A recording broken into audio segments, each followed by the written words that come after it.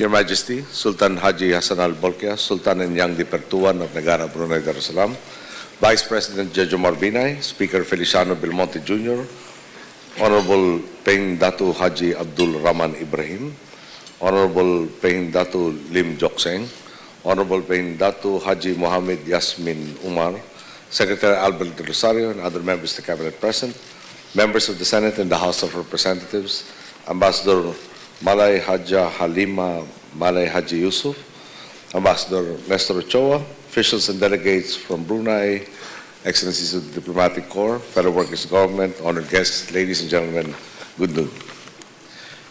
Your Majesty, Sultan Haji Hassan al-Bolkiah, Yang di Pertuan of Brunei, officials and members of the delegation of Brunei, colleagues in government, distinguished guests. In 1988, I had the opportunity to visit Brunei to accompany my mother, who was then President of our Republic. It was an important time for both our nations. Brunei was a young, independent state that was on the rise after decades of foreign rule, while our country was just getting back on its feet after many years of oppression and tyranny. Then our two nations reaffirmed the principles which for centuries have bound us as friends. Our relationship has always been rooted upon a deep historical affinity, cultivated by a common heritage and a shared vision of peace and progress for our region. The kindness that Your Majesty and the people of Brunei showed my mother many years ago was also extended to me on all my visits as President. And this is the same kindness that the 21,000 Filipinos who live productive, dignified lives in Brunei experience today. Your Majesty, on behalf of my countrymen, please accept my sincerest gratitude. Terima kasih. Your Majesty, the waters that separate our countries remind us that the same waves lap at our shores.